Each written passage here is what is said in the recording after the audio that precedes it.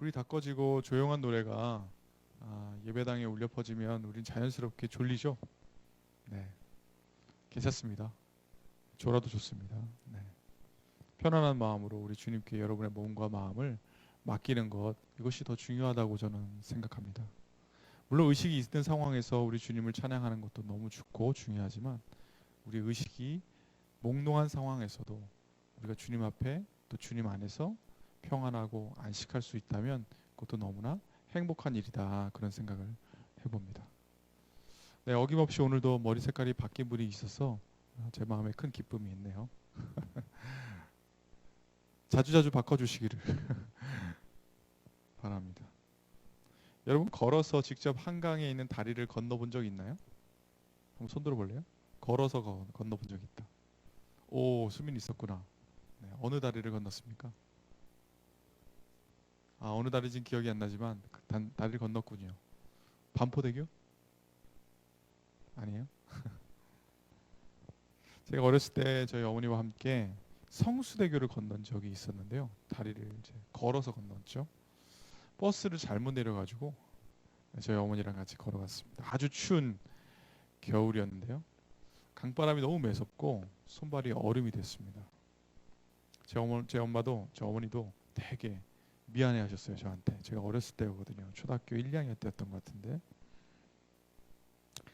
그 다리를 지나는 수많은 버스 속의 사람들이 저희를 쳐다보고 있었습니다. 네, 버스 속에 있는 사람들이 저희를 쳐다볼 때마다 왠지 모를 부끄러움을 제가 느꼈습니다.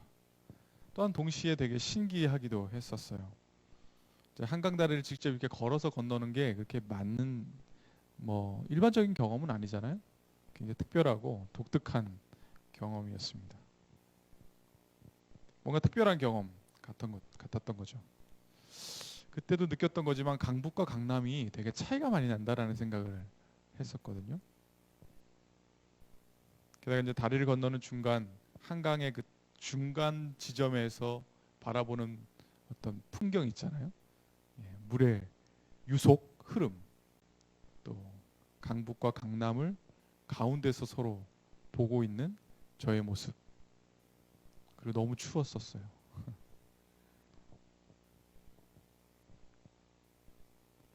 여러분, 바울은요, 다리를 직접 건너본 사람입니다. 갑자기 이제 바울 얘기가 들어갔는데, 유대교에서 그리스도교로 아주 드라마틱하게 그 다리를 건넌 사람이죠. 그렇기에 그는요, 그 둘의 차이를 누구보다도 잘 알고 있었습니다. 이쪽 극단에서 저쪽 극단으로 다리를 건넌 사람이거든요. 그래서 사람들에게 다시 돌아가서는 안 된다라고 강경하게 이야기를 했던 겁니다. 오늘 본문이 특별히 갈라디아서 중에서도 굉장히 신랄한 본문이거든요. 그의 편지를 우리 한번 같이 읽어보면 좋겠는데요. 네.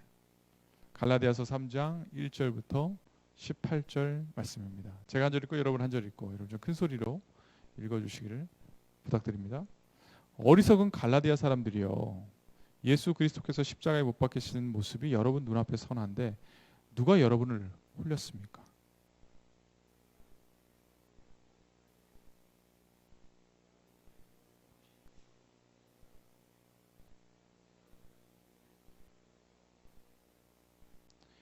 여러분 그렇게도 어리석습니까?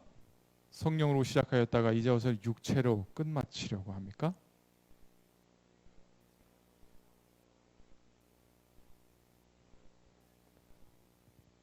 하나님께서 여러분에게 성령을 주시고 여러분 가운데서 기적을 행하시는 것은 여러분이 율법을 행하기 때문입니까? 아니면 믿음의 소식을 듣기 때문입니까? 그렇지 않으면 여러분이 복음을 듣고 믿어서 그렇게 하신 것입니까?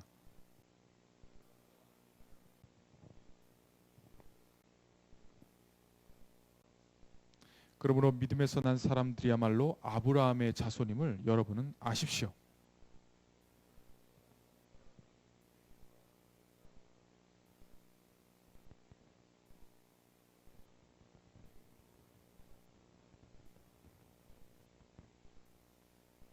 그러므로 믿음에서 난 사람들은 믿음을 가진 아브라함과 함께 복을 받습니다.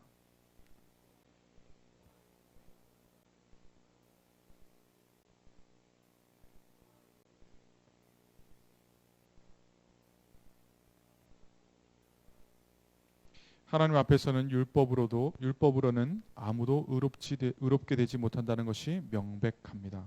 의인은 믿음으로 살 것이다 하였기 때문입니다.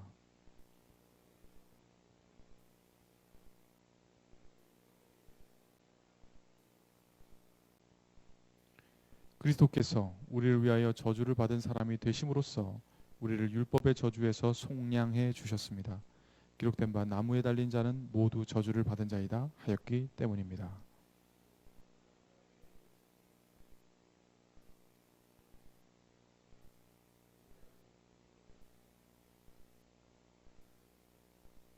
형제자매 여러분, 나는 사람의 관례를 예로 들어서 말하겠습니다.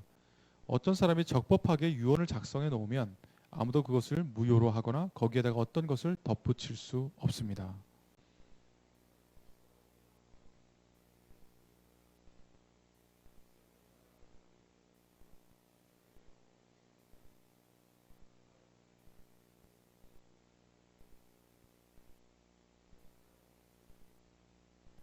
내가 말하는 것은 이겁니다. 하나님께서 이미 맺으신 언약을 430년 뒤에 생긴 율법이 이를 무효로 하여 그 약속을 폐하지 못합니다.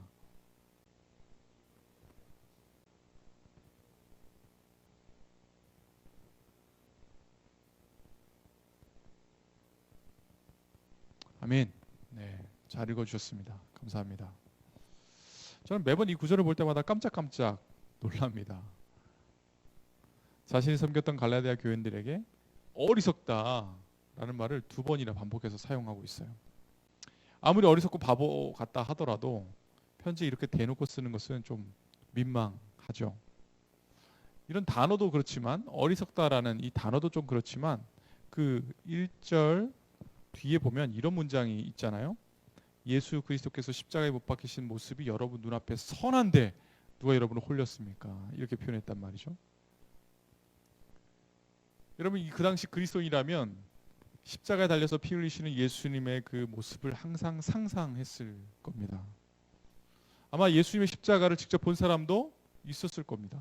아직 예수님의 그 예루살렘에서 있었던 일들을 기억하는 사람들이 있었을 거예요. 그들에게는 더 생생한 모습일 겁니다. 혹 직접 보지 못했다 하더라도요. 당시 십자가 처형은 종종 있었던 일이잖아요. 네, 정치범을 처형하는 수단이었기 때문에 네, 로마 제국 전역에서 이런 십자가 처형은 행해지고 있었습니다. 갈라디아 지역에서도 마찬가지로 많은 사람들이 그 십자가 처형을 보았을 겁니다. 그래서 그것과 예수님의 십자가 처형을 십자가에서의 죽음을 같이 연결시켜서 생생하게 느끼는 사람들이 꽤나 많았을 겁니다. 그건 너무나 중요한 사건이고 너무 생생하죠.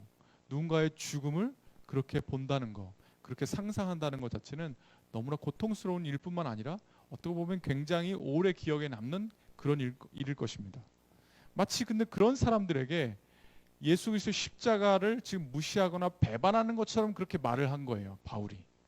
당신들 지금 예수 그리스도 십자가 이렇게 선한데 이렇게 생생한데 어떻게 다른 길로 넘어갔습니까? 이렇게 그들의 지금 신앙의 상태를 지적하고 있는 것이죠. 예수님의 십자가를 알면서 어떻게 토라의 요구, 율법을 토라라고 하죠. 토라의 요구에 따라서 할례도 하고 할례 받지 않은 사람과 같이 식사하다가 도망도 가고 이런 식의 행동을 할 수 있느냐고 반문하고 있는 겁니다. 이 같이 식사하다가 이방인들과 같이 식사하다가 도망갔던 얘기 지난주에 했었죠. 네, 이 바로 전 분의 맥락이었습니다. 이 편지를 듣고 있던 교인들은 어쩌면 수치감을 느꼈을 가능성이 있습니다. 3절을 다시 볼래요? 3절 같이 읽어보겠습니다. 시작.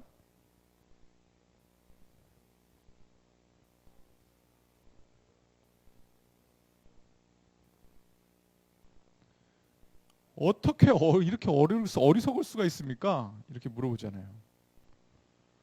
생생한 예수님의 십자가도 배반하고 무시하고 더군다나 성령의 역사, 성령으로 시작해서 좀 육체로 끝내려고 합니까? 이렇게 반문하고 있는데 성령의 역사조차도 배반하고 무시하는 거라고 바울이 말하고 있습니다.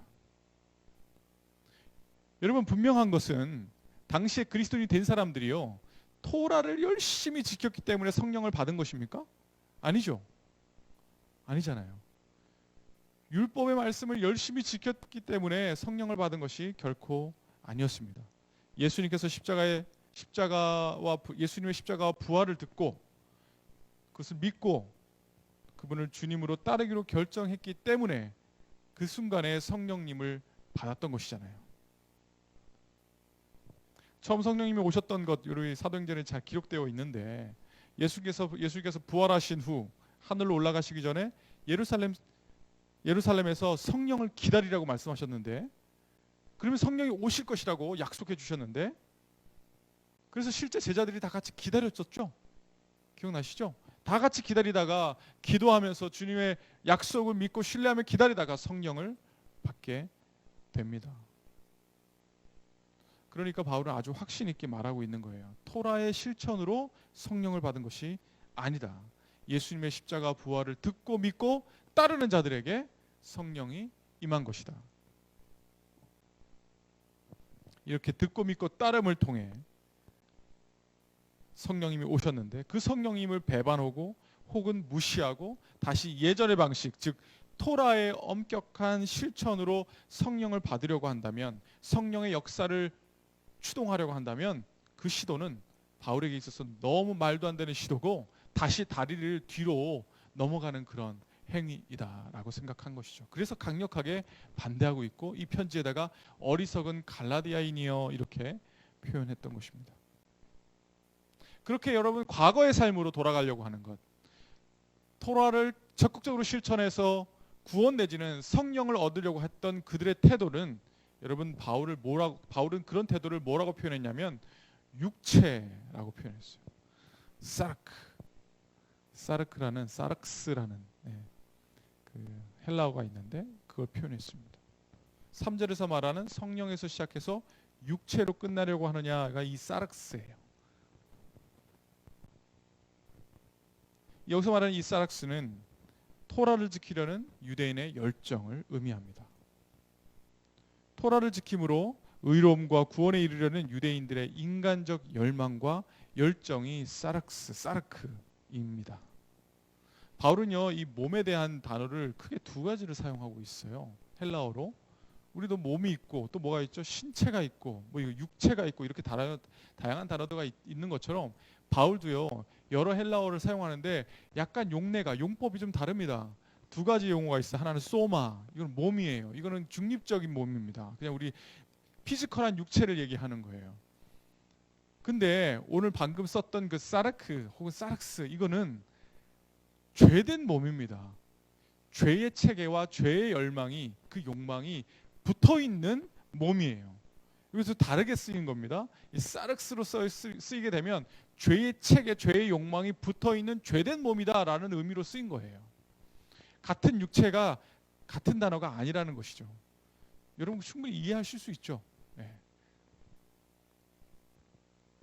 상황이 이러니 바울이 화가 나지 않을 수 없었어요. 바울은 이 지점에서 타협할 수 없었습니다. 성령으로 시작해서 다시 토라의 실천을 통한 육체로 끝날 것에 대한 두려움이 그에게 있었던 것이죠. 토라의 실천과 복음을 듣고 믿고 따르는 것에 완전한 대조를 오늘 보이고 있습니다.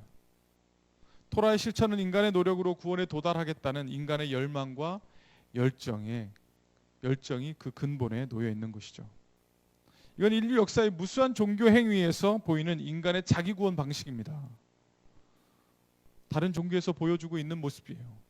수행과 금욕을 통해 해탈과 신적 합의를 추구하는 그런 종교 행위인 것이죠. 그러나 복음은요, 인간 편에서 한 것이 없어요. 복음은 인간 편에서 뭔가를 이뤄놓은 것이 없다는 것이에요. 하나님이 인간이 되셔서 새로운 길을 만들어 놓으신 겁니다. 이걸 듣고 믿고 그리고 예수를 따르는 거, 이게 복음이죠. 그래서 자존심이 상해요. 인간 입장에서는 자존심이 상해요. 인간의 존엄성에 무슨 상처를 남기는 것 같아요. 자기 중심성을 포기하고 싶지 않아요. 예수님을 중심으로 재편되는 세상에 편입되는 걸 원치 않아요. 인간이 가지고 있는 본성이 그렇습니다. 불편해요. 그래서 다시 토라의 실천으로 돌아가는 겁니다. 토라의 실천을 통해서 그래도 나는 내가 뭔가를 할 수 있다라는 스스로를 그런 생각들을 스스로 갖게 만든다는 것이죠. 이 사르크의 습관이 남아서 우리를 예수님으로부터 멀어지게 합니다. 여러분, 저와 여러분이 복음에 대해서 잘 안다고 하지만 실제로는 어떤 면에서는 잘 모르고 있는지도 모르겠어요. 여전히 우리는 관습적으로, 습관적으로, 억지로, 마지못해서 책임감으로, 의무감으로 교회에 있는 경우, 신앙생활을 하는 경우가 허다합니다. 복음의 그 깊은 의미, 그 풍성한 의미를 충분히 내 것으로 소화하지 못한 채 살아간다는 것이죠.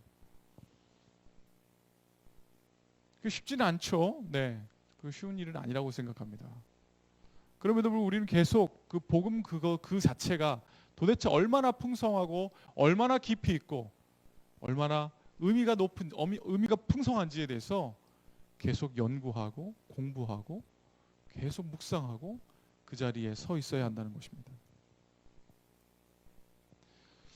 저는 오늘 본문을 보면서 새롭게 깨달은 것이 있어요. 아니, 저는 갈라디아서 굉장히 오랫동안 봐왔거든요. 제가 성경 오랫동안 봐왔겠죠. 여러분보다 많이 봤을 겁니다. 그죠? 근데 갈라디아서를 보면서 또 새롭게 느껴지는 게 있다는 것이죠.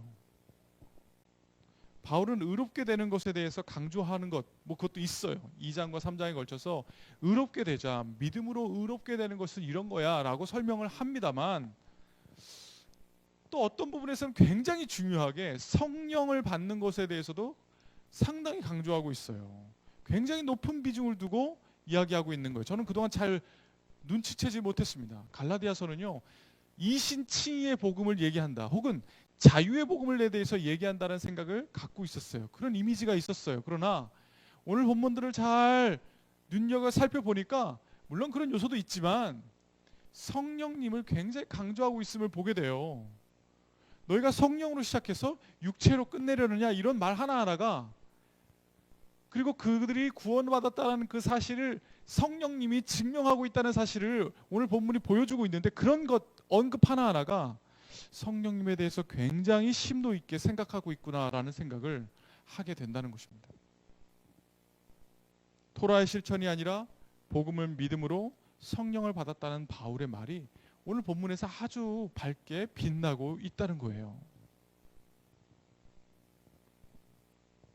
토라의 실천이 아니라 복음을 듣고 믿고 따름으로 의롭다 여김을 받고 성령님을 경험하게 된다. 이 되게 긴 문장이지만 굉장히 중요한 문장을 제가 읽어드렸는데, 이 위대한 명제를 논증하기 위해서요, 바울은 역사를 끄집어냅니다. 그게 이제 6절 이하로 등장하고 있는 본문인데요. 이게 정통 유대인으로서 바울의 면모를 유감없이 보여주고 있는 장면이에요. 구약의 능통에서 줄줄 외우고 다니고 있는 이 바울 입장에서 오늘의 그 주장, 토라의 실천이 아니라, 구약에 있는 그 율법의 실천이 아니라 복음을 듣고 믿고 따름으로써 구원과 의롭게 됨과 성령을 받게 된다라는 이 위대한 문장을 증명하기 위해서 바울은 어디로 돌아가요? 네, 아브라함에게로 들어가는 거예요. 아브라함에게로 들어갑니다. 그는 유대교의 전통적인 접근을 조금 벗어납니다. 아니, 아예 벗어난지도 모르겠어요. 아브라함에게 주신 약속을 최우선으로 둡니다. 여러분, 원래 유대인들은 누구와의 약속을 최우선으로 두었을까요? 유대인들이 누구와의 약속을 최우선으로 두었을까요? 하나님과 누구와의 약속을 최우선으로 두었을까요? 네? 방금 말한 것 같긴 한데, 아브라함, 네, 아니요. 모세였습니다. 모세와의 약속을 최우선으로 뒀어요. 그래서 모세가 만들어 놓은 십계명과 모세가 지은 토라, 모세 오경이잖아요. 그거를 창세기, 출애굽기, 레위기, 민수기, 신명기 이 5권을 최우선으로 두었던 것입니다. 모세가 이스라엘 백성을 어디서부터 구출해요? 이집트로부터 구출해서 새로운 민족, 새로운 백성, 새로운 나라가 되게 해주셨어요. 그러니 모세와 맺은 그 언약을 너무 소중하게 생각했던 것이에요. 그래서 토라를 지키려고 애썼던 것입니다. 근데 지금 바울이 어떻게 해요? 그 길을 살짝 틀어요. 어디에게 초점 맞춥니까? 아브라함에게 초점을 맞추는 거예요. 바뀌었다는 말입니다. 지금 굉장히 정통한 유대인 이 바울이 다 알고 있어요. 유대인들은 다 알고 있어요. 우리는 모세가 되게 중요합니다라고 생각하고 있었던 그 상황에서 아니 모세보다 더 의미 있고 중요한 사람이 있는데 바로 아브라함이야 라고 얘기를 한 거예요.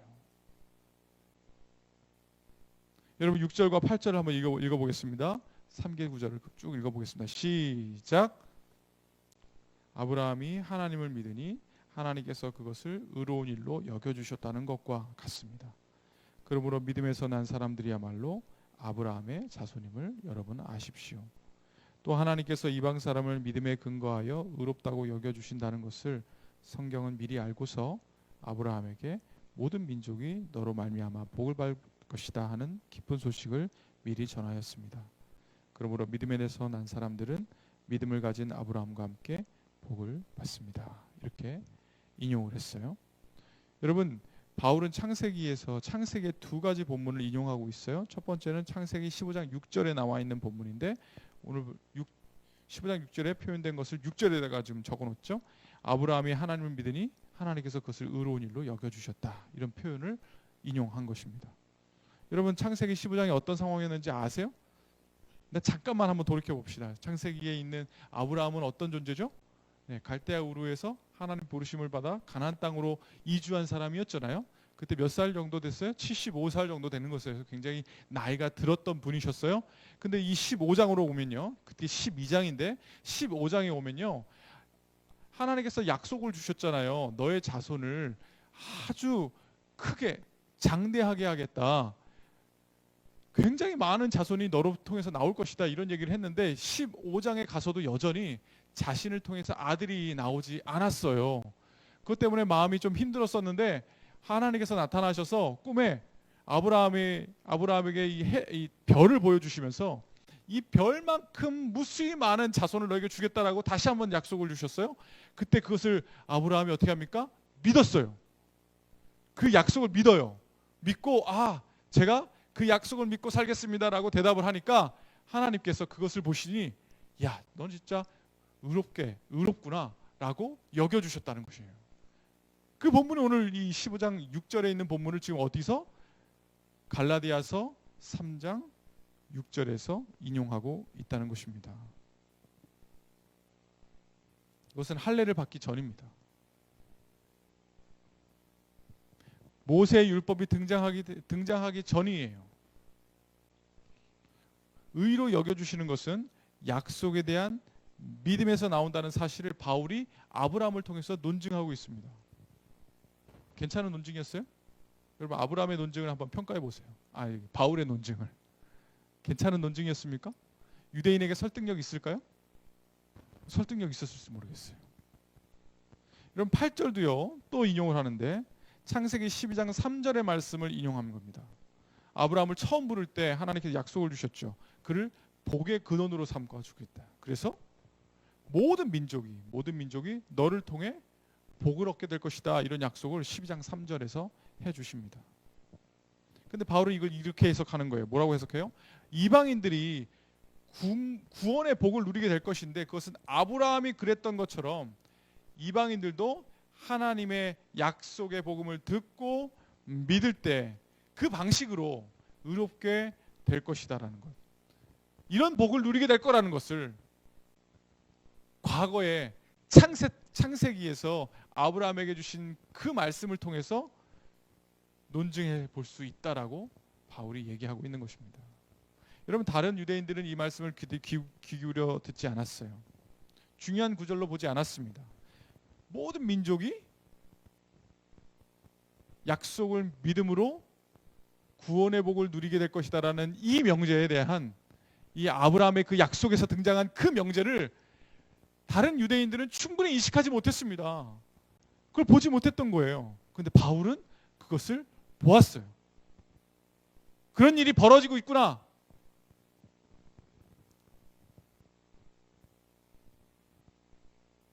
구약에 등장하는 유대인으로서 어떻게 토라의 말씀을 잘 지킬까에 관해 관심이 있었던 것이 대부분의 유대인의 생각이었습니다.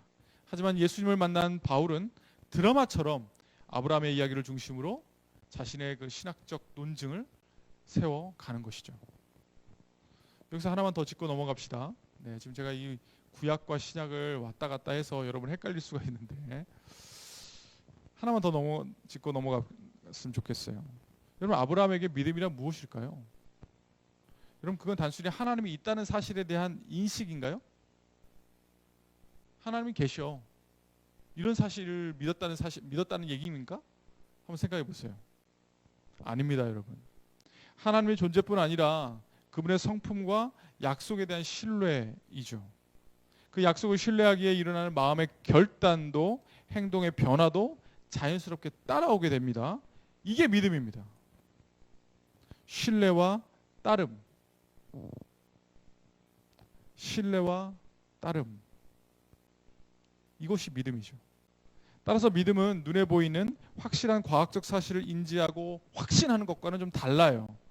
보이지 않는 약속의 성취를 믿는 건데 약속을 주신 하나님에 대한 신뢰에서 비롯된 겁니다. 인격적 신뢰를 바탕으로 아직 이루어지지 않은 미래를 믿고 그 믿음대로 살아가는 것, 이것이 믿음입니다. 여러분, 믿음에 대해서 혼돈하면 안 됩니다. 여러분, 믿음하면 여러분 크게 네 가지 종류가 있을 수 있을 것 같아요. 하나는 인지, 뭔가를 인지하는 거 아시죠? 네. 알아차린다, 인지. 그 다음 믿음, 그 다음 신뢰, 의지. 이 네 가지가 있을 수 있는데요. 신뢰와 의지, 이것이 성경에서 말하는 믿음입니다. 여러분, 이걸 헷갈리시면 안 돼요. 내가 하나님 존재를 안다, 혹은 하나님의 존재가 있다, 이거 사실 내가 믿는다. 여러분, 이거는 믿는 게 아니에요. 이거는 사탄도 그렇게 할 수 있어요. 귀신도 하나님의 존재를 알아요. 그 성경에서 말하는 믿음이 아니에요. 구원받는 믿음이 아닙니다. 구원받는 믿음은 신뢰예요. 듣고 믿고 따르는 겁니다. 듣믿다. 이게 가능할까요? 듣고 믿고 따른다. 듣믿다예요, 듣믿다. 그냥 아는 게 아니에요. 그러면 여러분, 바울이 말하는 의라는 거 있잖아요. 의로움. 이것도 단순히 도덕적 의가 아니라는 사실을 여러분 깨달아야 됩니다. 이런 신뢰를 바탕으로, 이 신뢰를 바탕으로 하는 사랑의 관계, 평화의 관계가 의라고 할 수 있어요. 왜냐하면 여러분, 아브라함이 얻었던 그 의로움이라는 거, 의롭게 여겨주셨다고 표현했잖아요. 그래서 단순히 도덕적 의예요? 하나님을 딱 믿으니까, 그때 그 순간에 하나님의 약속을 아브라함이 딱 믿으니까 아브라함이 도덕적으로 굉장히 완벽해졌어요?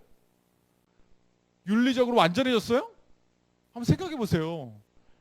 그럼 그 의가 아니에요, 여러분. 우리가 추상적으로 일반적으로 사용하는 의로움 있잖아요. 아, 저 사람 참 의인이네.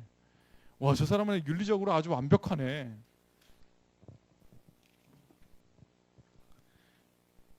그런 의미의 의가 아니에요.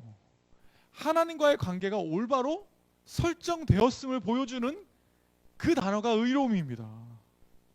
하나님을 신뢰하고, 그래서 그 신뢰를 바탕으로 사랑의 관계가 성립됐고 평화의 관계가 성립된 거예요. 원래 아담과 하와가 하나님과 맺었어야 할 그 관계 있잖아요.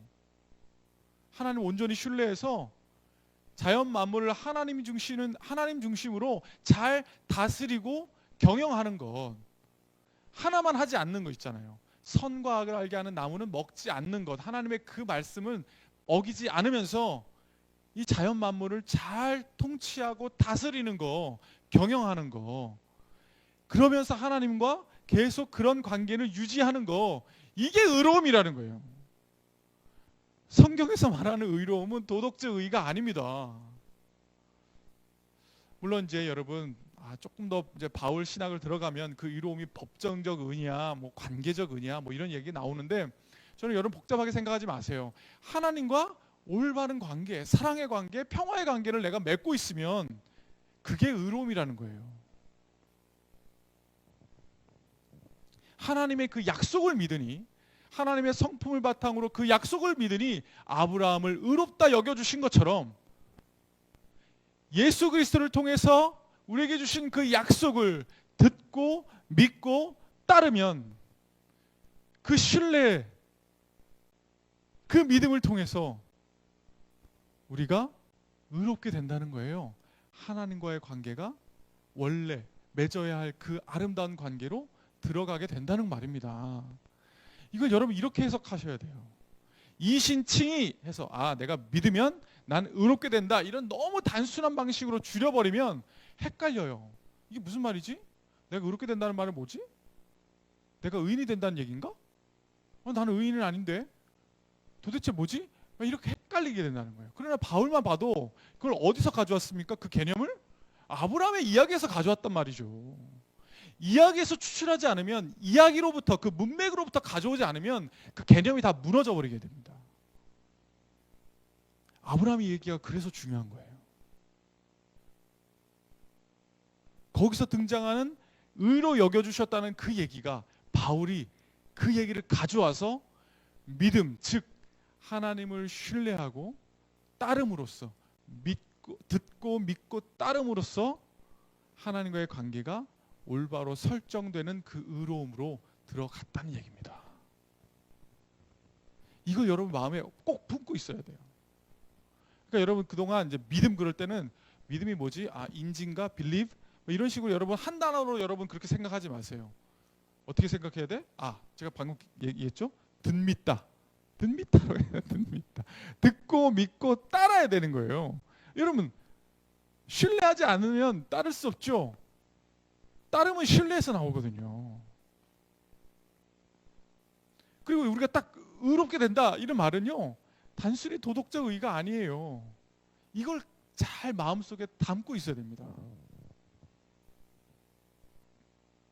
이걸 여러분 잘 계산하고 잘 생각하셔야, 그래야 신앙생활을 바르게 할 수 있어요. 그래야 헷갈리지 않습니다.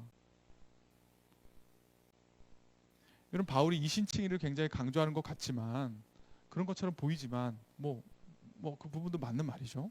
그러나 성경을 잘 살펴보면 이신칭의보다 이신득영이 뭡니까?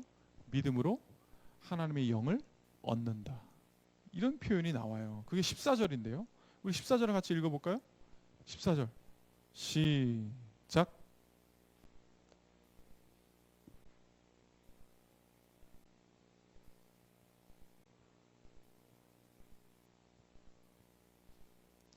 약속하신 성령을 받게 하시려는 겁니다. 믿음으로 성령을 받는 것이죠. 믿고, 듣고 믿고 따름. 믿음 나오면 듣믿다를 생각하셔야 돼요. 듣믿다. 믿음으로 그 듣믿다로 무엇을 받아요? 성령을 받는 겁니다. 매우 중요해요. 의롭게 여김을 받는 증거가 무엇이죠? 그것은 성령님을 받고 그분과의 동행 속에서 그분을 경험하는 것. 이것이 듣믿다의 결과인 거죠. 이것이 구원의 증거입니다. 여러분 의롭게 여김을 받는다, 이건 여러분 보이지 않는 것이죠. 여러분 이건 잘 보이지 않아요. 그러나 성령님은 경험됩니다. 이게 차이예요.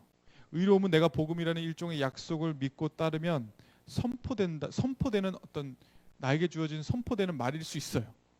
그러나 성령님은 그 의롭게 되었다는 선포의 증거예요. 여러분 이게 달라요 조금. 이신칭의보다 더 중요한 건요, 성령님과의 동행 그리고 그 열매입니다. 일부 성도들이 이렇게 설명을 하면, 이렇게 물어봐요. 여러분 목사님 그건 행위구원론 아닌가요? 믿음으로만 구원받는 거 아닌가요? 성령님과의 동행, 성령의 열매를 강조하면 우리 구원에 인간의 행위와 노력이 필요하다는 말처럼 들리는데 어떻게 생각하세요? 이렇게 아주 정중하게 물어보기도 합니다. 여러분 행위구원론이 아닙니다. 복음은 우리의 공로로 이루어진 것이 아니에요. 복음의 구성 요소에는 우리의 노력이라는 거, 우리의 공로, 공적이 그 안에는 없어요.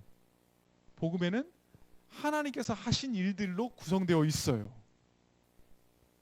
근데 그 복음을 듣고 예수님을 믿고 따르는 순간부터 구원이 임한 겁니다. 그건 성령님의 내주, 거주, 성령님의 이 내면의 거주, 그걸 내주라고 하는데, 이 내주와 뗄래야 뗄 수 없습니다. 그래서 구원을 받은 사람들의 자연스러운 결과는요, 성령의 열매를 맺는 거예요.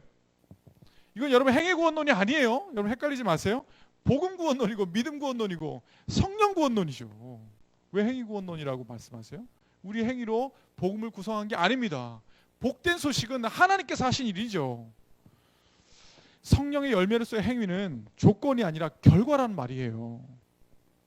그런데 이 결과가 전혀 없다면 한번 생각해 보세요. 이 결과가 전혀 없어. 구원 받았는데 내가 듭니다,를 하는데 성령의 열매가 전혀 안 나와. 그러면 여러분 정말 우리가 복음 구원, 믿음 구원, 성령 구원이 임했는지 증명하기가 어렵죠. 증명하기가 어렵죠. 그거는 자신이 알겠죠. 여러분 열매의 정도와 속도는 사람마다 차이가 납니다. 그걸 성도 개개인의 영적 여정이라고 부르는 거예요. 그걸 억지로 통제하거나 함부로 평가해서는 안 됩니다. 개인차가 있어요. 그래서 제가 여러분을 함부로 평가할 수 없어요. 그리고 누군가가 여러분이 구원 받았냐 안 받았느냐 함부로 얘기할 수 없어요.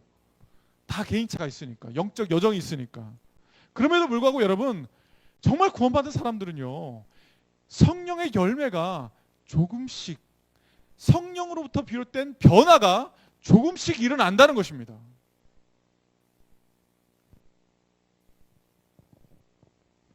현대인들은 의인이라는 말에 크게 반응하지 않는 것 같아요. 여러분 의인 되고 싶어요? 옛날에는 의롭게 된다는 말이 되게 중요한 단어였던 것 같아요. 성경 시대나 혹은 우리 이전 세대의 사람들에게 있어서 죄인이 아니고 의인이야, 이 말이 굉장히 감동적으로 들렸나 봐요. 근데 요새는 의인이냐 죄인이냐 말도 잘 안 쓰거니와 누군가가 여러분에게 의인입니다 라고 얘기해봐야 별로 감동이 없죠. 나 별로 의인 되고 싶지 않은데? 뭐 이런 생각 혹시 있지 않습니까 여러분? 왜 그런 생각을 갖고 있냐면 일단 기본적으로 난 죄인이 아니라는 생각을 갖고 있거든요. 제가 이 자리에서 여러분 죄인입니다를 아무리 그렇게 막 강조하려고 하는 건 아니에요. 청교도주의는 혹은 조나단 에드워드 같은 종류 그런 분들의 이 설교에서는 처음부터 끝까지 죄에 대해서 얘기하거든요. 너 여러분들 죄인입니다. 죄인입니다. 죄인입니다. 이런 얘기를 되게 많이 해요. 근데 그것도 필요하긴 해요. 때로는 필요하지만 저는 그걸 강조하고 싶진 않아요. 그럼에도 불구하고요, 오늘 복음이 굉장히 우리에게 복음이 되는 이유는 무엇이냐면 우리가 어떤 단어를 되게 좋아하냐면 동행, 친구, 함께 이런 단어를 좋아한다는 거예요. 왜요? 우리는 굉장히 외롭기 때문이죠. 여러분 우리와 동행해 주시는 분이 계시다는 겁니다. 함께 하시는 분이십니다. 누가요? 성령님이요. 그분이 우리의 친구 같은 분이시고요, 우리와 항상 함께 해주신다는 거예요. 우리는 복음을 믿고 예수님을 따르면 성령님을 받습니다. 성령님은 여러분 각 개개인 안에서 변화를 주도하시고 열매를 맺게 하시는 분이에요. 성령을 받으십시오. 성령님과 동행하십시오. 그분의 음성에 더 귀 기울여 주십시오. 그리고 성령의 음성에 따라 삶을 조금씩 바꾸십시오. 이게 우리가 가야 할 길입니다. 복음을 들었어요? 복음은 하나님 나라의 복음이에요. 예수 그리스도의 십자가와 부활의 복음이에요. 하나님께서 하신 일입니다. 그 일도 우리가 들었어요. 그것을 믿어요. 그리고 따라가요. 그러면 성령님이 여러분 안에 계세요. 그럼 그 성령님이 여러분들을 조금씩 바꾸신다는 겁니다. 바꾸는 걸 여러분 경험하지 못했다면 여러분 제대로 된 복음을 듣지 않았다는 얘기예요. 어떤 면에서.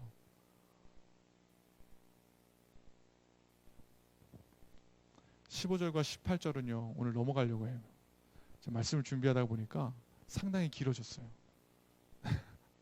15절 18절은 오늘 하지 않겠습니다. 여러분들과 다루고 싶은 얘기가 많아요. 왜냐하면 우리가 가지고 있는 고정관념, 우리가 잘못된 생각들을 약간 미세하게 조정해야 되거든요. 여러분 기타 치거나 피아노 치시는 분은 아시겠지만 음이 좀 이상하면, 현이 좀 늘어나거나 너무 쪼여 있으면 소리가 이상해지죠. 화음이 안 맞아요. 여러분 우리가 조금만 믿음에 대해서 혹은 의에 대해서 혹은 성경에 나와 있는 여러 단어들에 대해서 그 개념이 약간만 틀어져도요, 여러분 전체적인 이해가 좀 이상해져요. 듣기 싫은 종류의 소리가 나온단 말이에요. 그래서 우리는 계속 미세하게 조정해야 됩니다. 우리가 가지고 있는 관념들을 계속 말씀을 통해서 재조정해야 돼요. 그런 과정을 여러분 안 거치면요, 여러분 그 편견과 혹은 고정관념에 갇혀서 복음에 대한 의미를 풍성하게 누리지 못합니다. 정말 성령께서 우리 가운데 역사하시는 것을 제대로 이해하지 못한다는 거예요.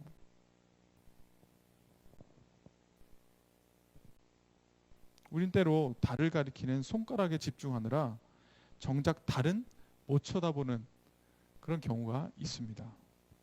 여러분 때로는 복음과 믿음의 관계가 그런 것 같아요. 복음이라는 아주 멋지고 크고 웅장하고 아름답고 풍성하고 깊이 있는 달이라는 달이 있어요. 복음은 굉장히 크고 아름답습니다. 복음이 나에게 적용되기 위해 16세기 루터 아저씨께서 사용하신 단어가 이신칭이라는 단어예요. 이게 달을 가리키는 손가락 같은 거라고 저는 생각해요. 사람들은 이신칭에 집중하느라 복음의 풍성함에 더 다가가지 못합니다. 구원을 얻는 방법에만 집중하는데 그 방법이라는 게 믿음, 내가 믿는 거구나, 내가 지금 믿는다고 말하면 되는구나, 요 정도 수준에서 멈춘다는 것입니다. 믿음이냐 행위냐, 하나님의 절대 주권이냐, 신인, 하나님과 인간 사이의 협력이냐, 이 등의 논쟁을 막 벌여요. 물론 그런 방법도 중요하지만 더 중요한 건 무엇입니까? 복음 그 자체예요. 하나님이 우리를 위해서 하신 일, 예수님이 보여주신 하나님 나라와 그 복음, 죄와 사단의 권세로부터 구출해 주신 십자가의 사건의 복음, 최종 승리와 미래의 부활을 미리 당겨서 보여주신 예수님의 부활 복음, 이것이 더욱 크고 웅장하고 아름답고 풍성합니다. 그것이 더 크게 느껴져야 돼요. 인류와 새로운 언약을 맺어주셔서 그 언약으로 초대하시는 복음, 이 복음 그 자체가 깊고 풍성하다는 것이에요. 근데 유독 이 말 하나에, 이신칭이 믿음으로 의롭게 된다, 이 말 하나에 여러분 갇혀서 잠깐 내가 믿는 게 뭔가라는 개념을 너무 작게 해석해 버린다는 것이죠. 꼬리가 몸통을 흔드는 경우가 생기는 것입니다. 특히 오늘 계속 제가 강조했었는데 성령님과의 동행, 성령의 열매, 이것에 대해 우리는 더 깊이 연구하고 생각하고 나누고 실제 경험할 필요가 있습니다. 최근에 제가 잠결에 새벽 한 5시쯤이었어요. 갑자기 눈이 띄어졌어요. 갑자기 그런 마음이 들었어요. 내가 여기서 기도하고 싶다. 기도를 했어요. 기도하는데 갑자기 제가 주님이라는 단어를 부르면서 하나님께 기도를 하는데 내가 너무 예수님을, 하나님을 주님이라는 말에 갇혀서 생각하는 것은 아닌가라는 깨달음이 왔어요. 물론 그분은 주님이죠. 주님이 아니라는 얘기가 아닌데 그분은 나에게 아버지인데 내가 너무 주님이라는 단어로만 우리 하나님을 부르고 있었나? 그런 생각이 확 밀려오다는 것이에요. 그러면 저한테 어떤 큰 생각들과 감정들이 막 몰려오냐면 그분은 나의 아버지고 나는 그분의 아들이구나. 나는 그분의 아들이구나. 주님과 종, 주인과 종, 그것도 물론 성경에 나와 있는 개념이긴 하지만 내가 자꾸 예수님을 주님으로 혹은 하나님을 주님으로 부르면서 내 자신을 약간 종이라는 신분으로 그렇게 가둬두고 있었던 것은 아닌가라는 생각이 막 밀려오면서 나는 하나님의 아들이구나. 제가 몰랐을까요, 이거를? 알았죠. 여러분도 알고 있었잖아요. 근데 그것을 제 마음 깊숙한 곳에서부터 깊이 깨달으면서 감동이 막 몰려오는 것이죠. 저 이거 누가 하는 일이라고 생각합니까? 성령님이 하는 일이죠. 갑자기 그렇게 여러분 마음속에 성경의 그 깨달음, 말씀의 깨달음이 깊이 다가오면서 그렇지, 나는 하나님의 아들이지, 내가 이런 상황에서 쫄 필요가 없지. 내가 지금 주어진 여러 가지 그 부담을 해서 내가 이렇게 고통받지 않아도 되지. 나는 하나님의 아들이지. 그렇게 다시 잠들었습니다. 새벽에. 그리고 계속 기억에 남아요. 여러분, 성령님이 우리 가운데 말을 걸어오시죠. 우리 그걸 닫고 살거든요.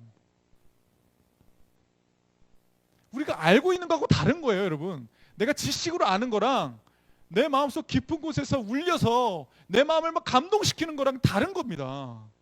저는 그런 우리 마음을 울려서 감동시키는 성령님의 그 역사를 여러분이 자주 종종 경험해야 된다고 생각해요. 그래야 여러분 성령님과 동행한다는 거, 성령님과 함께한다는 사실을 내가 확신할 수 있습니다. 그래야 여러분의 있는 여러 가지 생각들의 변화가 생기고, 그래야 습관이 바뀌고 여러분의 몸이 변화되는 거예요. 8월 한 달 동안 우리 7, 8월 계속 지금 갈라디아서 가고 있는데, 갈라디아서 계속 여러분 공부할 겁니다. 여러분 말씀 속에서 한번 깊이 젖어 보십시오. 성령님이 동행하는 것이 무엇인지 깨달아가는 그런 8월 한 달 되었으면 좋겠습니다. 우리 잠깐 침묵으로 기도했으면 좋겠습니다. 오늘 말씀이 여러분에게 어떻게 다가옵니까? 네. 어떤 이야기, 어떤 문장이 여러분의 마음속에 남을 수도 있고요. 아니면 그냥 다 흘려 지나가는 그런 여러 말 중에 하나일 수도 있겠죠. 모르겠습니다. 오늘 말씀이 여러분 마음속에 한 가지라도 남아있다면 그 말씀으로 여러분 마음을 한번 붙들어 보십시오. 그리고 그 말씀에서 여러분에게 어떤 의미가 있는지를 한번 되새겨보는 그런 기도를 드렸으면 좋겠습니다. 우리 불을 좀 꺼주시고요. 우리 같이 기도하겠습니다.